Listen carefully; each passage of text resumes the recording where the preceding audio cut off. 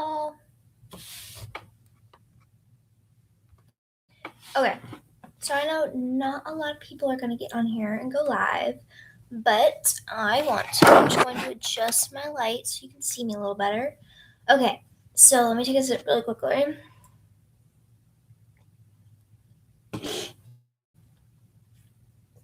Okay, so we're continuing the Cinder book. Some other books I would recommend are the Hunger Games season, like the book series, and the Divergent series. All of them are really good. They both have movies, so I would recommend also seeing the movies. They're really good. Please subscribe to my channel if you haven't already. Give me a huge thumbs up. Comment down below whatever you want. Let's get reading this book. Let me take one more sip. Remember, I probably will make mistakes, so let me count how many pages are in here first.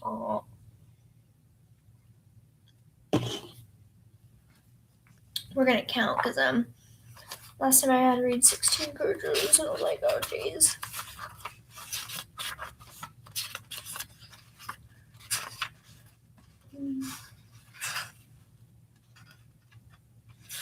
One minute.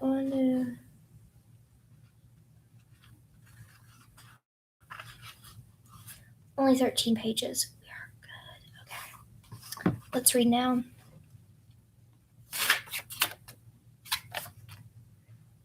Alright, see what here. Yeah, you do. Okay. Chapter 2. The emergency sirens hadn't faded before the hum of another engine rumbled into the square. The market's silence was split by feet thumping on the pavement, and then someone spitting commands. Someone else's guttural response. Sorry. Slinging her messenger back across her back, Cinder crept across the dusty floor of her booth and pushed past the tablecloth and draped her work desk.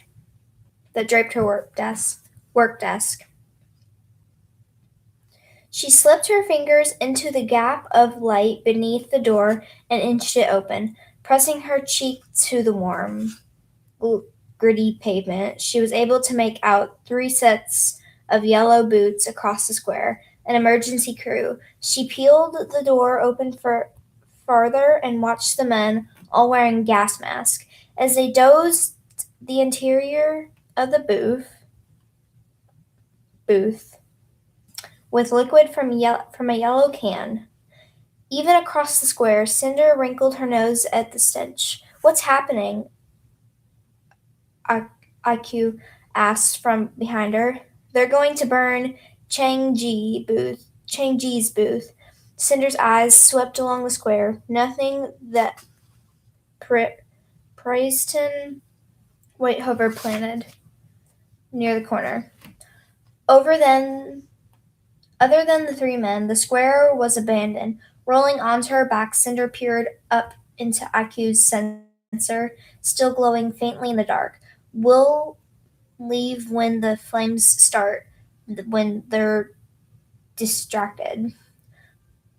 Are we in trouble? No, I just can't be bothered with the trip to the quarantines today. One of the men spouted an order. Oopsies, my light moved. Followed by shuffling feet. Cinder turned her head and squinted through the gap. A flame was thrown into the booth. The smell of gasoline was soon met with that of a burned toast. The men stood back, their uniforms silhouetted against the growing flames.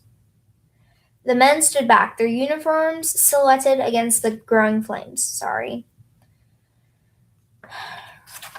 Reaching up, Cinder grabbed Prince Kai's android around its neck and pulled it down beside her. Tucking it under one arm, she slid the door open enough to crawl through, keeping her eyes on the men's backs.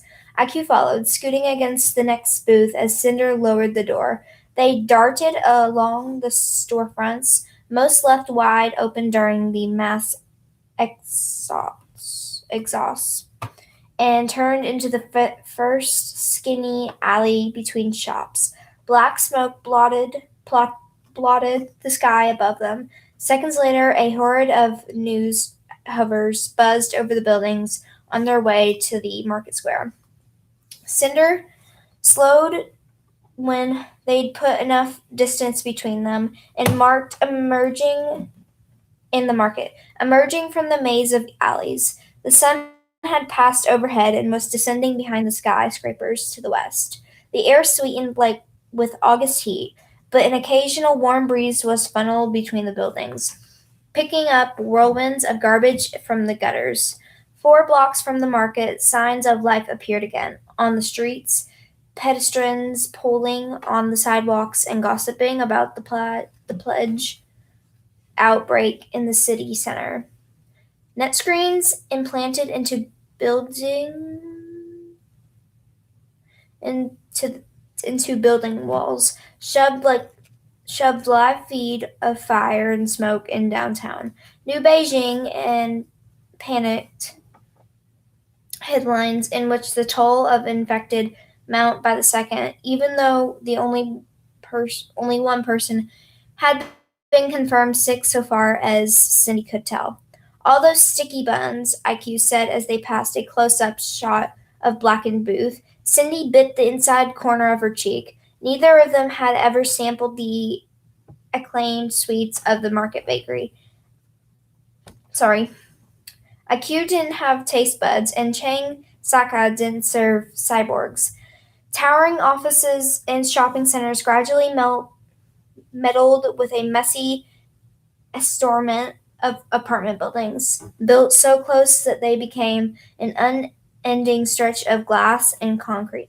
Apartments in the corner of the city had once been spacious and desirable, but have been so subdivided and remodeled over time, always trying to cram more people into the same square footage. That the building had become, I don't know how to pronounce that word, of corridors and stairwells. But all the crowd ugliness was briefly forgotten as Cinder turned the corner onto her own street. For half a step, New Beijing Palace could be glimpsed between complexes sprawling in siren on the cliff that overlooked the city. The palace's pointed gold roofs sparkled orange beneath the sun. The windows glittered the light back at the city. The ornate gables, the tired pavilions that teetered dangerously close to the cliff's edge, the rounded temples stretching to the heavens. Cinder paused longer than usually to look up at it, thinking about someone who lived beyond those walls, who was up there perhaps this very second. Not that she hadn't known the prince lived there every time she'd seen the palace before. But today she felt a concertation. I don't know how to pronounce that. She never had before. Concern. I don't know. I'm not even gonna pronounce it. And with it came an almost smug delight. She had met the prince. He had come to her booth. He knew her name. Sucking in a breath of humid air, Cinder focused herself to turn away, feeling childish. She was going to start sounding like Peony.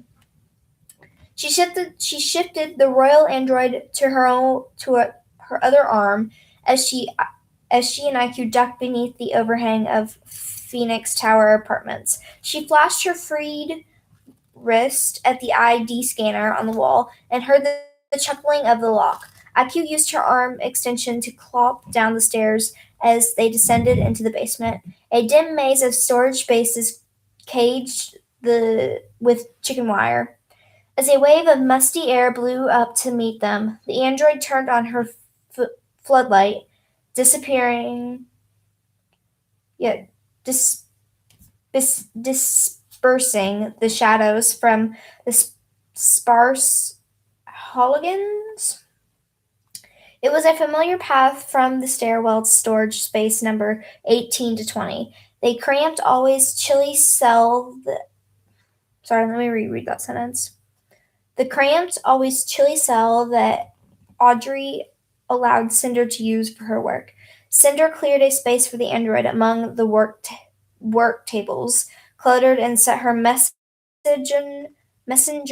bag on the floor. She swapped her heavy work gloves for less grungy cotton ones before locking up the storage room. If Audrey asked, she said as they made their way to the elevators, "Our booth is nowhere near the baker's." IQ's light flickered, noted. They were alone in the elevator, and it wasn't until they stepped out onto the 18th floor that the building became crawling hive children chasing each other down the corridors, both domestic and stray cats creeping tight against the walls. The ever constant blur of net screen chatter spilling from the doorways. Cinder adjusted the white noise output from her brain interface as she dodged the children on her way to the apartment. The door was wide open, making Cinder pause and check the number before entering. She heard Audrey's stiff voice from the living room. Lower neckline for pony before she looks like an old woman. Cinder peered around the corner. Audrey was standing with one hand on the mantle of the holographic fireplace, wearing a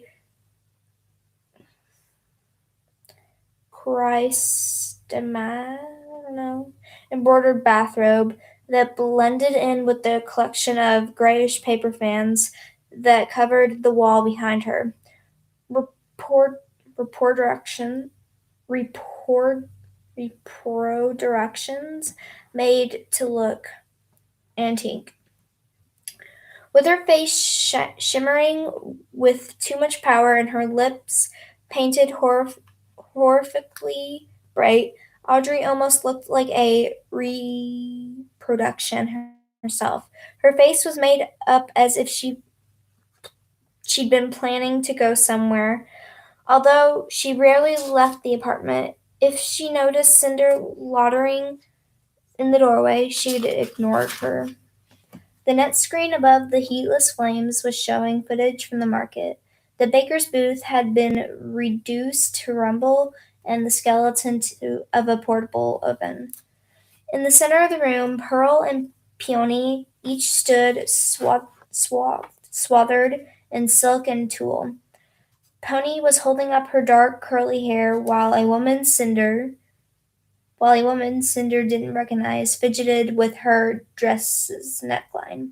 Peony caught sight of Cinder over the woman's shoulder, and her eyes sparked, a glow bursting across her face. She gestured at the dress with a barely silenced squeal. Cinder grinned back. Her younger stepsister looked angelic, her dress all silver and shimmering with hints of lavender when caught in the fire's light. "Pearl," Audrey gestured at her older daughter with a twirling finger, and Pearl spun around, displaying a row of pearl buttons down her back. Her dress matched Peony's with its snug bodice and flouncy skirt, only it was a stardust gold. Let's take in her waist some more. Let's see how many more pages there are. I don't know if you can see me very well. Yep. Oh. Nope, not bad. We're like halfway there. Now I forgot. Threading a pin through the hem of Peony's neckline, the stranger started Stranger started at seeing Cinder in the doorway, but quickly turned away. Stepping back, the woman removed a bundle of sharp pins from between her lips and tilted her head to one side. It's already very snug, she said. We want her to dance, don't we? We want her to find a husband, said Audrey. No, no, the seamstress tittered, even as she reached out and pinched the material around Pearl's waist. Cinder could tell Pearl was sucking in her stomach as much as she could. She was detected the edges of the ribs beneath the fabric. She is much too young for marriage. I'm 17, Pearl said, glaring at the woman. 17? See, a child. Now is for fun, right, girl? She is too expensive for fun, said Audrey. I expect results from this gown. Do not worry, Linji. She will be lovely as morning dew. Stuffing the pins back into her mouth, the woman returned her focus to Peony's neckline. Audrey lifted her chin and finally acknowledged Cinder's presence by sweeping her gaze down Cindy's filthy boots and cargo pants. Why aren't you at the market? It closed down earlier today, said Cindy, with a meaningful look at the net screen that Audrey didn't follow. Fidgeting nauseous don't know how to pronounce that word. Cinder thrust a thumb toward the hall. So I'll just go get cleaned up, and then I'll be ready for my dress fitting. The seamstress paused. Another dress? Linji? I did not bring material for. Have you replaced the mag belt on the Hoover yet? Cinder's smile faded. No, not yet. Well, none of us will be going to the ball unless that gets fixed. We will.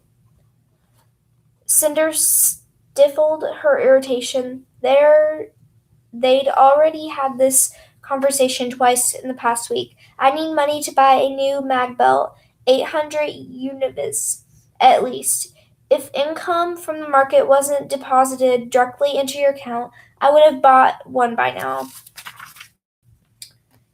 And trust you not to spend it all on your frivolous toys. I need a sip.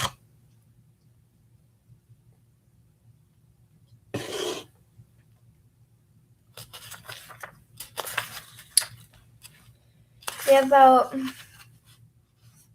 5 more pages to go. Audrey said toys with a glare at IQ and curl of her lip. Even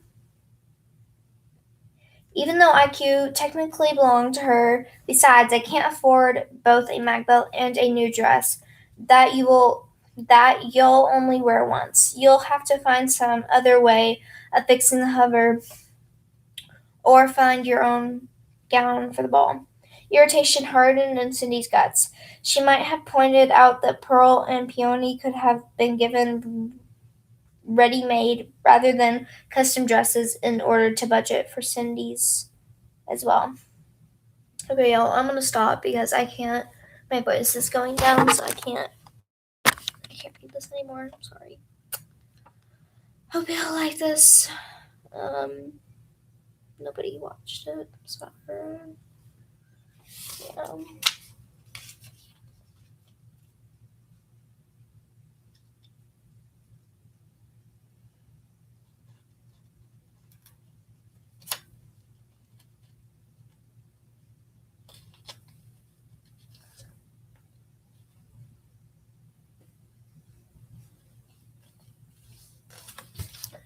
Okay, well, bye, y'all.